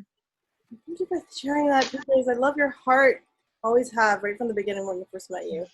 I feel like one thing, the way I'm always thinking is, what is the most powerful thing that can be done right now? The most powerful thing. When I think of what's most powerful, I think of what's something that can accomplish multiple things, get it done multiply quickly, right? When it comes to money, what thing can you spend money on or find a way to get money on? I mean, that's from your grant proposal. What is the thing you can propose to a grant that will also could not only accomplish your most powerful thing, but will accomplish the most powerful thing for other people? I'm going to walk you through my thinking for getting that pollination grant. Vytality has been a social support platform for health and caring journeys, helping people get caring mutual support, okay? Really great general mission, but how are we accomplishing that now? Then COVID happened. And it was obviously you need help with COVID, but there's like just so many people, so many patients, so many people terrified, all the information coming in, just, what do we start? And I started by thinking about my own community and who was the most in need and who I could have most impact, who had the most people that I could work with. Wasn't really sure who would that be for a while, but then Uber and Lyft started sharing a lot about what they were going through. And then I saw that there was this grant happening. A lot of activity. Some of these Facebook groups with Rideshare Drivers, they have like 12,000 people in the group. It's like a lot of people. And I'm a driver. I'm not driving now, but it was back then. No one from Lyft or Uber was giving any support, not even any lip service to this problem of PPE. And I had to go buy a bunch of it before it was off the shelves. I did that late January, but even by March it was already too late. Everything was out. So I saw those issues come together. And I just started looking at grants. And there's a lot of grants out there that are for projects. They won't give it to you as a person or an organization, but they'll give it for a specific project. That's a really good thing to look at. Pollination is one of them. $1,000 grants. So I could share the whole big mission of Vytality. Okay, that's for the VCs. For pollination, it was, we are handing out free PPE to drivers in the San Francisco Bay Area. Really specific. That's it. And we got that down, gave it to a bunch of people. I got a grant from Pollination for that. Just one very simple story. So what is your one sentence? I think in these next calls, I'm going to ask you guys, especially the individuals, to give me your one sentence that you'll raise grant money on. And then you can share about yourself, blah, blah, blah. But, you know, that one sentence, 10 words, is very powerful. We are distributing free PPE to rideshare drivers in the Bay Area. Right? Can I try? Yeah. Okay. I am building a resiliency hub in Resaca. Or I think I said I'm building a resiliency hub in Resaca based in permaculture for the community. Okay. Basically. You can say I'm building you can put permaculture. Permaculture based? Yeah. I'm building a permaculture, or maybe someone else knows the right word, because it's definitely permaculture, but it's also like green, you know, with the green solar off grid, you know, like, so I think permaculture covers that. Okay. I'm building a permaculture and disaster resilience hub for the community of Resaca. Boom. Okay, can you repeat that back to me? I'm building a resilient permaculture hub for the community in Resaca, Georgia. Thank you. Okay. See, I do so much better with a human. A stenographer or someone to reflect that. You could, I mean, if you need to cut out a word or two, you could do it, the Resaca community, you save one word instead of the community of Resaca. I mean, there's other ways. I agree, but it is actually hugely important to me that it's in there because my family has lived here for so long and it's family land, and if you had told me I was coming back here to live here 5 or 10 years ago, I would have laughed in your face. And now it's like, I can't imagine doing it other places because I will, but I want to start right here at home. For the Resaca community is shorter than for the community of Resaca. Plus, because I love technicalities and loopholes, you can just decide to create compound words that don't really exist, like a greeniculture. Okay, yep. And people, I'm into it. They can probably guess what it is. If they don't, then they'll ask. Absolutely. And I think I'll just say for my community. I think I'll just say for my community, because then it doesn't limit me. And I'm starting right here because like I live here, and then it could be for my friends and family as well in the area, as well as my neighbors and their neighbors, and then it expands. Why not in the beginning, instead of the ending with for the community or for the community, say in the very beginning, I'm building a communal or a community permaculture, greeniculture, whatever it is. Boom. Love you guys. Love it. Love it. And you'll end up customizing this for every grant and every application, everything that pops up. But it's a good start. It's a good kernel. Wendy, I'm curious if you want to give it a shot. 10 words. I have less than 10. I don't know if they need to be fancy or impactful or whatever. That's fine. We need you to speak up more because I can't hear you. Okay, let me put my computer again like I did. Yes. We are feeding needy families impacted by COVID-19. Can you write or say that again because I couldn't hear it?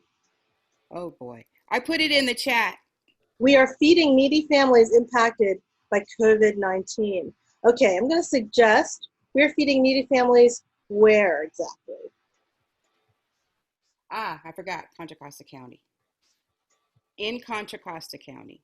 Yeah, there we go. We are feeding needy families in Contra County impacted by not, okay, great. That's just one. We have some other stuff. But now that you've given me the 10,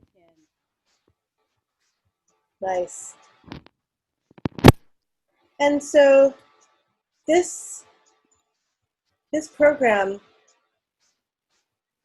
in Contra Costa County, feeding needy families. I mean, that's pretty straightforward. But you told me you were building or serving tech somehow. I do. I run every Sunday. My pastor has her church service online because no churches are pretty much able to meet. So we do church online. So I run the Zoom meeting like you're doing right now. Yeah. For Um, service. Oh wow. yeah, for her church service, which means setting a Zoom up and then making it go live on Facebook. Okay, got it. And then not introducing, but spotlighting people who have to speak. Like, for example, if you were to come on to speak, I would make sure that your video came on big instead of the little tiny boxes up at the top. So that people would just see you as opposed to you as a part of the group of all the people that are on the call. They would be the big screen like you are right now. It's a lot of possibilities for Zoom for helping meet needs, not Yes. just they're giving money, but connecting people to one another. Yes, You know, you definitely. can even use Zoom for, having people share their stories. Yeah, we just recently had what we call a fellowship meeting, Yeah, where we usually meet face to face and chop it up and have food, what have you. But we had it on Zoom nice. and give people the opportunity to meet and connect again. Because when you become a part of a church community that's small and close knit, you miss people. Yeah, yeah. Well, That, yeah, that's the whole thing about, I think, when you're online, you get to also see people a little bit more, talk to them a little bit further. I feel yeah. like, Much better than email or text. yeah, no, it's true. Hey, guys, for those of you who just joined this room, this is our breakout main session. We're talking about just funding and specifically telling a really clear story. Peaches and Wendy just gave us a 10-word, one-sentence description of what they're raising grant money for. And I just really found I'm pretty good at helping people with this, and so are a few other people on this call, like Leon, getting really clear. So is there anyone, Chris, I'm looking at you, who wants to come up with a 10-word description of what they're doing to raise some cash for, whether it's $1,000 grant for a project or a bigger one? Let's try. Okay.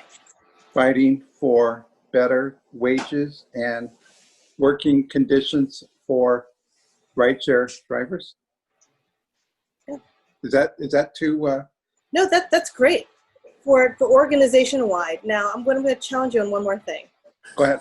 Pick a specific project, maybe like the one we did. I actually have one for us for our free PPE distributions, but I want to hear your take on it, or maybe a different project that you would raise some cash for, because there's funds for not just organizations, but for projects like the pollination grant I got for our San Jose drive. Curious if there's anything specific you want to raise some cash for besides PPE distribution, or for PPE.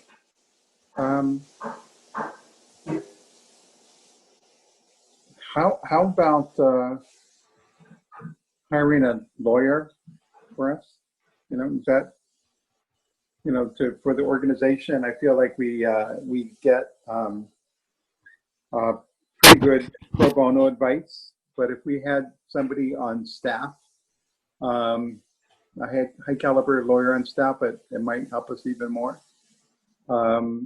Before I came to that, I started thinking about like interpreters for, our deaf drivers. I have something for you guys. Go ahead. Realizing, write down the name of this organization. I'm going to put it in chat. Start small, think big. Start small, think big. It's a nonprofit. Oops, sorry, big, B-I-G. It's a nonprofit based in the East Coast, I think, but they've got a whole California operation where they provide lawyers, financial advisors, advertising, marketing, logo makers, like photography, everything. Like I got my whole team professionally photographed for free.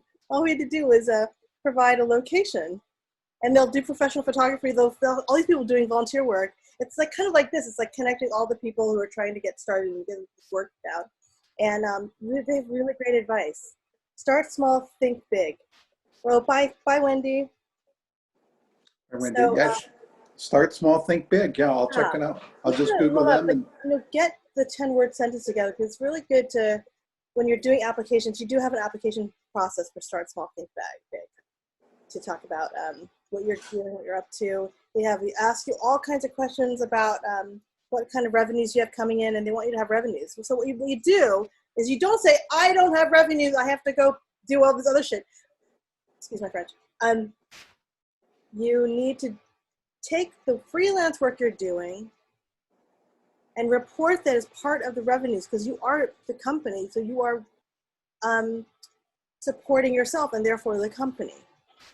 You know, to have an LLC, you can justify saying that. So what I did is I applied for this program with all my freelance work. I'm a freelance data analyst and consultant and whatever. I put all that stuff underneath, and then I got accepted to the program. Once you have that, I'm telling you, it's like a 1 year of amazing support, and then you can reapply and reapply. And as long as you're making less than X, I forget what the thing is, you can be on their rolls for like years. And I've been working with them for 3 years now. Okay. Start small, think big. Thank you. I'd love to help you. Yeah, Anyone who's project, Peaches, Rose, just get your projects to that 10-word clarity, you know, have some specific concrete stuff going on. You'll see. Every application is different, but what's good about applying to stuff, even if you feel like you have nothing to share, it will show you exactly where you need to go in order to fill out that app, right? Is that thing you were just talking about, is that only for California? No, it's nationwide. You can apply Okay. for it too. It's nationwide, U.S. I would love to come up with 10 words to describe Do it. what it is I'm doing. But I don't know which thing I'm doing. Pick one. Okay, so we have a community garden in our backyard, and so it's like creating local food security through sustainable gardens or something like that, with volunteer base, creating a volunteer base to support localized sustainable food. Yeah. Something like that. Yeah. Through volunteering, or can you say through volunteering or something? Yeah. You only have like 7 or 8 there, and then you could try it again. Okay. Creating a system for volunteers to come together, and that's too many words. I'm very distracted right now. Yeah, something like that. I can ask you something. Do you have a specific thing the volunteers are doing? Like, are they going to people's house and helping them get gardens? Are they spreading information about how to build a victory garden? Are you even using the phrase victory garden? Because that's something that really sticks to people. Helping people, teaching people how to build a victory garden or whatever, something like that. Yeah. So there's a few things we're doing. We're teaching people how to build victory gardens. We're building victory gardens for people. We're also building a glean team, which is going around and getting the extra fruit from the trees in the neighborhood that is going to waste. Basically, there's a lot of food that's rotting, and it needs to be going in people's faces. Rosemary, can I ask, what are the 4 most important words that sum up what you're doing? Like, I've heard sustainability. I've heard volunteering. Give me 2 or 3 other words that gardens, like what sums up what sums up why you're doing what you're doing? What's the goal? Food security. Food security is probably the #1 thing. bringing accessible food security through gardens, through sustainable gardens that are like ongoing, like creating food, sustainable food forests that kind of just take off on their own. And like, as far as words go, yeah, that would be sustainability, gardens, accessibility, food security, no waste. So I would say build something around the main, like the organization can be called, or whatever it is, sustainability, food insecurity, sustainability, food insecurity through gardening or something like that. Just you can probably sum up what you're trying to do. You don't need the word volunteering necessarily unless you want it there. I would say it's more important to describe what you do rather than who will work for it, since most people assume that anything like this is going to incorporate a volunteer component anyway. For sure. Okay. I'm going to give an example of how food security through sustainable gardening. Food security through sustainable gardening sounds good. Are creating food security for our communities through sustainable gardening. It's like community gardens, but it's more like the force that creates a bunch of community gardens spread out throughout towns and cities. I kind of feel like the word systematic needs to be in there. We have a way of process of thinking. Like network. It is network. We're creating a network. We are the Butte County Local Food Network. There's that. We do have network in the name, so that's there. But yeah, I'm gonna let this percolate. You want to try it one more time? I'm like, my brain is like extremely stressed out right now, but I can. I don't know what's going on, and my brain just does this thing sometimes where it screams at me. Okay, creating a systematic network of sustainable gardens to feed the community. That's sexy. That felt good. Thank you. Thank you. Creating a systematic network of what is it again? Gardens? Gardens. Feeding the community. Feed the community. Oh, that's hot. I just wrote it in chat because it's beautiful. I got chills. Good job, all of us. Good job. Exciting. Thanks for not giving up, Rosemary. You gave it one last shot and nailed it. Right? That felt good. Thank you for your encouragement and support. Yeah. That's invaluable right now. Wow, wow, wow. Oh, Could I introduce KK? Oh, thank you. Yes. Okay, you may know that some people may know this person. I know this person as KK, one of my most charismatic, enigmatic, just jack of all trades and master of a lot of them too, in the health profession. And we were discussing my project the other night and their projects. And so I just wanted to introduce KK because as we were on the call, I was like, I wish you would be on this call. Can you get on? Yay, okay, there. So please do unmute yourself and say hey. And there may be a resource here for something you're working on, KK. All right. Hi, everyone. Mic check. Can everyone hear me okay and see me okay? You're looking great. All right. Yeah, what you get right now is just natural ugly. Sorry, Mama. All right. So, yeah, big picture, been a burner since 2004. Most recently, I'm a physician working. I have a solo telemedicine practice, and I'm actually moving out of the practice of medicine right now to start a company to facilitate other physicians having better telemedicine tools.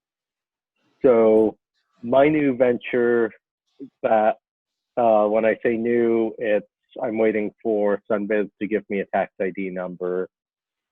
It's called Stay at Home Docs LLC, and I might be a bit wide of 10 words, but I'm looking forward to narrowing this down. But my mission statement is to provide solo physicians with the technical and organizational tools to be good doctors for their patients. Nice. Nice. I think you pretty much nailed it. I'm not going to drop the mic because these goddamn earbuds are. Wow, thank you for all you do. What is it about telemedicine and a solo physician that makes it different? So having some context of the industry as well as the technology right now is critical. I don't think a lot of people, I guess, outside healthcare economy realize just how screwed things can be right now. Because a lot of, like, when people go to their clinic or their healthcare practice or any of these things, by and large, these aren't owned by the doctors. There's actually federal statute saying clinicians can't be a financial stakeholder in care that they're providing. So these are private equity companies that have no ethical duty to the wellness of the patient or to the dignity of the doctor-patient relationship. And so physicians over the last 10, 20 years have generally sold their practice into these private equity companies to become employees. And they've been muscled out of saying, this isn't the right thing to do, or this isn't in my patient's best interest. And so, like 2 years ago, as I was finishing my residency training, I started my own sole proprietorship side company so I could carry my own patients. And so I've been doing this, like, tech-wise, it's a very straightforward stack. It's WordPress, it's a medical record stack, and I do my own billings and claims. And I run my own medical record system, and I'm outside the insurance industry at this point. So if someone wants to see me as a patient, I take Stripe and Square. They can pay me $100 and I'm their doctor. And if their insurance wants to pay them back, so much the better. This means I can do what I see the patient in front of me needs. And also, what do I want to be doing? What's ethically comfortable for me? What will I sleep with at the end of the day in managing a patient? Most doctors they didn't even know this was on the menu. They didn't even know you're allowed to work for yourself.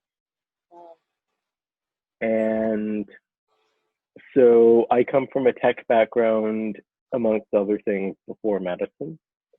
And so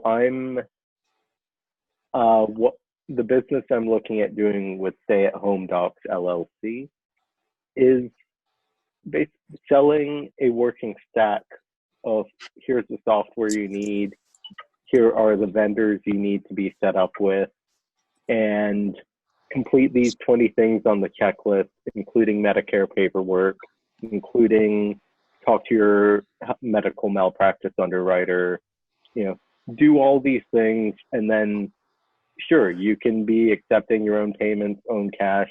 This is legal, this is ethical. And I've had good mentors teach me all that. I want to just be running other since doctors are getting fired by hospital systems, they're getting fired by insurance companies right now. I don't think the general non-health public realizes that anyone who's been earning an advanced salary, hospitals are looking at them as a cost center, and how can we fire this person and replace them with a nurse practitioner student? And not against NPs, it's not against any other license. It's looking at companies going as minimum possible in financial expenditure. And yeah, patients and doctors are losing the idea of actually having a longitudinal relationship. Wow. So you're like bringing back something that culturally was happening until the big companies and big equity firms and all that started taking over medicine, right? Yeah, The old-fashioned, my doctor who comes and visits. And yeah, and when people say about walking the walk or eating your dog food, like I just put a link to my website, drpandia.org. Anyone in the state of Florida can go there, self-enroll as my patient. Do they have to be a Floridian resident? Can you not be? That's just due to, since malpractice, I only carry malpractice insurance right now in Florida for outpatient medicine, but there's nothing saying a physician living in Texas couldn't do the same thing under their Texas license with their Texas malpractice carrier. I've just limited myself to Florida because I live in Florida. So can I call you KK? Can I ask you to put all of your info in the presenter doc? We all were doing this earlier, sharing and presentations, and what I wanted to just have you know is I actually go through these spreadsheets and connect people to one another, to resources. Other people, all of you are going to receive the recording of this call and spreadsheets, so we can all stay in contact. I just want to say that it's been really amazing to have even just people jump in at the end and hearing all the wonderful work that's happening. Thank you. I come from a whole completely medical family. I have 30 physicians in my family. Was going in that direction for a while myself, and I decided not to. But like the system is messed up, and I feel somehow connected. Like I was asking my partner Grant yesterday, what is it that we could do for the country that everyone can feel like they can participate in, since everyone looks at this far beyond themselves, like 90%. Like we're like the 1% of people who actually care about systems with their people. Like most people really just care about themselves and maybe their family, maybe. How do we have people come together and recreate a system that works for everybody? And so I feel like systems like what you're building right now, and a lot of the different organizations that are ideas happening on this call, are ways of creating an alternate world and universe that could supplant what's happening now. Like you're actually a very clear example of that. Instead of participating in the whole corrupt, complex medical system that's run by business people, let's create our own little universe of people who actually just care for people and they just get paid for directly for it. Maybe there's insurance involved, but that's it. There's not like anything else, right? Yeah. This is like, even amongst my academic and professional colleagues, and even with my parents who are both physicians, when I tell people what I'm doing, it's the head scratch of, wait, you're doing what? Wait, that's legal? Wait, you're doing this and you're just self-employed and kind of, you're your own boss and you're allowed to just see your own patients on your own time? And I'm like, when I say I think I'm onto something, I'm getting about 3 to 5 direct messages a week, unsolicited, from other doctors just off Facebook, where I've just been like, really, I've just been shit posting on on telemedicine and side gig groups with other doctors. I'm getting about 3 to 5 messages a week from Chris someone just just asking, gave you a can you message. set this up for me?